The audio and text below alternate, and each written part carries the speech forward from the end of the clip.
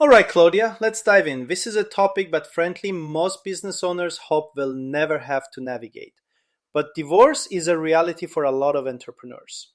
Mapping your business and marital landscape before anything gets filed or discussed is critical. We've seen too many cases where folks scramble at the last minute, and that's when mistakes are made. Absolutely, Ramsey. It starts with clarity, right? We always tell our clients before you even mention the word settlement, sit down and build what we call a one-page deal map. This isn't some complicated legal document, just a clear inventory of what you own, how you own it, who's involved, and where the vulnerabilities are. And it covers everything. Entity structure. Are you an LLC, S Corp, or an old school C Corp? Who owns what percentage and who has voting rights versus economic rights? Is there any phantom equity lurking? Or maybe some options you forgot about? Yeah, and don't forget those operating or shareholder agreements. Most folks only revisit those when they have to. But buy sell triggers or restrictions like ROFRs, drag along, tag along, or appraisal rights become front and center. Was there ever a clause that specifically mentions divorce?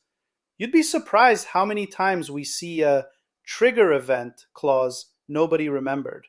I had a deal a few years back. Claudia, you remember that industrial client where an overlooked clause about lease assignment totally derailed the timeline.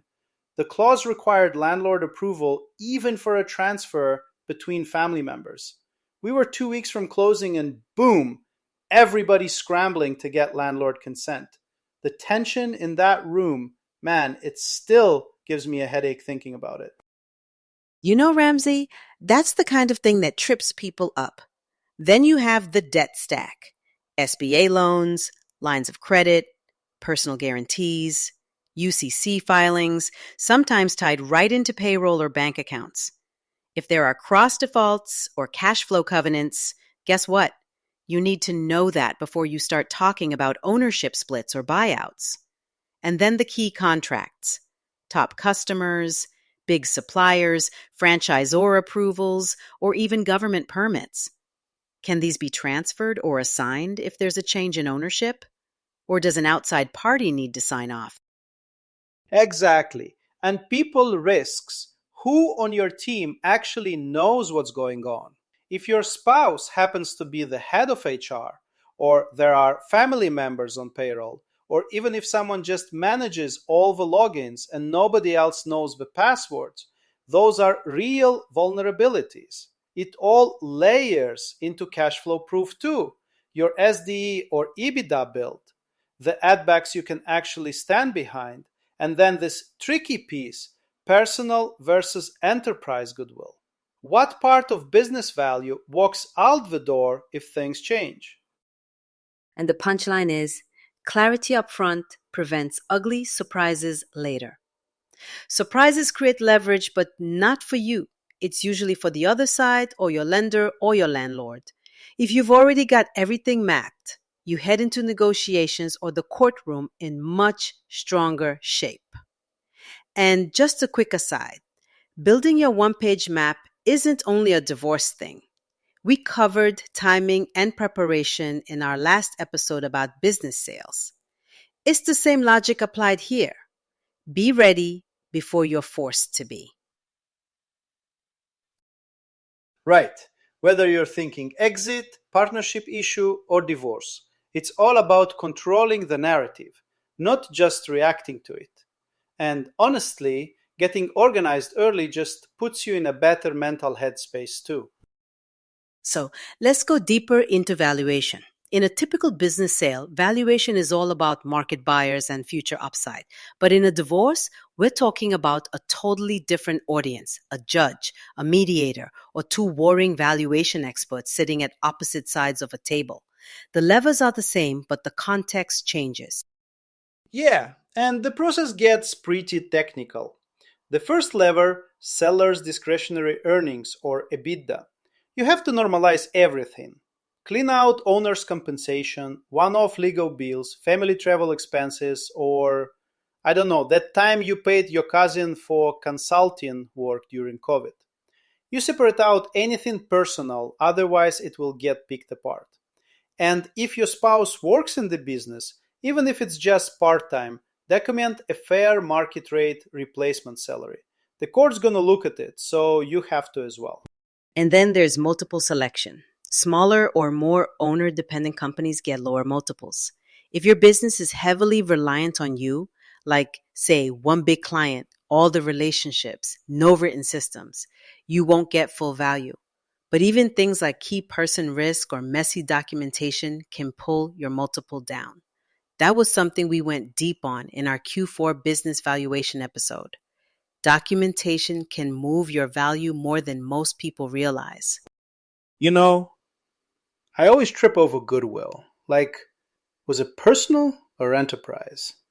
And the distinction matters big time in Georgia courts. Enterprise goodwill is tied to the business itself, transferable, so that's what usually gets divided. But personal goodwill, that sticks with the owner, and in most cases, doesn't get split up. You really need a valuation expert who can defend how they break that down, especially for professional practices where your personal reputation is most of the value. Working capital and debt also come up. The court and any buyers are going to look at how much capital the business actually needs to run. The net debt, like what debt remains after you clear out cash on hand, will come off the top of any valuation. And don't forget discounts for minority interest or lack of marketability, especially if the settlement talks about giving a non-controlling stake to a spouse. But be careful. Georgia courts might limit certain discounts or outright disfavor them. So you need experts who really know local practice. Absolutely. And documentation does win here. Payroll, contracts with vendors, customer lists, banking access, any add backs you claim, back it up with receipts, bank statements, export.crm. And expect two competing valuations, one from your expert, one from your spouse's. If you're not careful about data, methods, and prep, you end up with a quote unquote war of experts. Not a fun situation. Quick story, I walked an owner through this recently. Each side hired a top notch appraiser, and the numbers were almost $1 million apart. What saved the settlement? We made sure methods were agreed, date of value was clear, all key data was shared. Once they aligned on those, the gap closed from seven figures to something reasonable. So, plan for reconciliation. Don't just hope the experts will magically agree. And let's talk control and continuity for a second before we get to settlement options. Even amicable divorces can trigger lender approvals, landlord consents, or issues with franchisors. SBA backed loans, they want to see what happens to debt service coverage after buyouts or alimony payments. Or they will ask for a re underwrite if one spouse drops off as guarantor. And a lot of leases or franchise agreements aren't assignable. You need explicit permission. Timing matters because you don't want to promise transfers that you legally or contractually can't make. Exactly. And on governance, don't forget about banking authority, payroll access, merchant accounts, your domain. I've even seen sites locked down at midnight out of spite. A basic continuity agreement, just a few pages signed by both spouses about what you can and can't do during the process, can avoid a disaster. Decide early who's going to run day to day and who's just observing from a distance. We call it the operating spouse versus the financial spouse role. Give each one clear lanes and you can avoid drama, or at least reduce it, right? Yeah, that doesn't mean it won't be stressful. But setting boundaries and documenting them helps everyone. Owners, employees, even lenders sleep a little easier at night. And it's one more reason your advisory team, attorney, CPA, valuation expert, M&A advisor, is so key, especially during high tension transitions like this. Okay, so here's the part a lot of owners dread, the actual settlement. And honestly, the goal should always be protect value and keep the business running. not burn it to the ground for the sake of a clean break. A lump sum cash buyout sounds simple, but it can completely drain the company, trip bank covenants, and put everyone at risk. Instead, think smarter. Structured buyouts, seller notes, preferred units, even earnouts tied to actual performance instead of just pro forma dreams. For example, seller notes, structured so payments are subordinated to bank debt with reporting rights, payment holidays if cash flow dips, and protections against asset fire sales. Or you could issue non voting preferred units with a defined dividend and a call option for the company to redeem those later. That way, you keep liquidity in the business and give your spouse predictable income without throwing a wrench into operations. Earnouts tied to revenue or SDE targets are another way to align both sides. Just be clear about the calculation method and cap audit rights so nobody's fighting about the books a year from now. And bringing in a minority investor or recap can be smart too. Sometimes dilution beats starvation. And don't sleep on the tax impact. I mean, we're not giving tax advice here, but every dollar you pay for a stock redemption or a note payment lands differently on your tax bill versus a cash distribution. Getting both an attorney and a tax pro in the room early saves a lot of late night panic attacks. Structures that share risk often feel fairer too and keep both sides invested in the business's success, which sometimes leads to smoother transitions. On the flip side, sometimes the best answer is to just sell, partially or fully.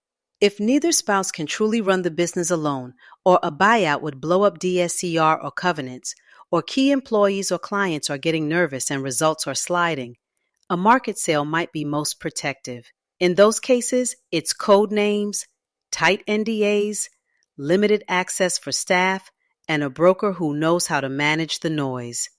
And, as much as possible, lock down an LOI that's divorce aware, with price formulas, transition plans, a timeline that meshes with court calendars, and realistic expectations for who's sticking around after closing, if anyone. One thing owners definitely overlook: people and privacy. Communication is everything. Have a three-tiered plan. First, lenders and landlords, then your management team, then the broader staff. Give your top customers reassurance before they panic, and make sure key employees aren't jumping ship. Sometimes stay bonuses or phantom equity can hold things together. And don't forget digital hygiene. Get a neutral third party to reset passwords, cover off admin roles, and keep business data safe from personal drama. And remember, at the center of all this is you, the owner. Sleep, nutrition, some counseling, whatever it takes to keep your head clear. We've seen even the most disciplined executives make rash decisions when they're running on fumes. Treat it like a marathon. Don't let crisis mode become your leadership style. So, to close us out, Claudia, you want to run through our quick readiness checklist? Nothing fancy, just the 12 real steps every owner in transition should start right now. Yeah, perfect. First, pull your entity docs, cap table, and all your buy, sell, and trigger language. Second, export 3 years P&Ls, balance sheets, tax returns, and a trailing 12-month by month. Build a defensible SDE or EBITDA bridge, no fluff. Then list out all debt, guarantees, covenants, and maturities. Map every contract that needs consent if ownership changes. Identify what's personal versus enterprise goodwill. Set interim roles: who's operating, who's financial. Draft a one-page continuity MOU covering banking, payroll, and system access. Pre-brief the lender and landlord quietly about possible moves. Choose your advisors: family law, tax, valuation, M&A. Model at least 3 settlement structures and their DSCR and after-tax impact. And if you might sell, have a clean teaser, a real NDA, an actual buyer list, and a negotiated, achievable timeline. And take our word for it. Don't wait until the last minute. Every one of those steps cuts your risk and makes you an easier client for your legal, tax, and advisory team to support. If you feel overwhelmed, just pick the first 2 or 3 steps and build momentum. That's a wrap for today. If you're a business owner heading into a major transition, especially divorce, remember, there's always a way forward if you're proactive. We're here to help you build the plan, not just react to the crisis. Couldn't have said it better. We'll continue to dig into tough exit topics, even the ones nobody wants to talk about. Claudia, always good sharing the mic with you. Thanks, Ramzi, and thanks to everyone for listening. Take care of your business and yourselves. We'll see you next time.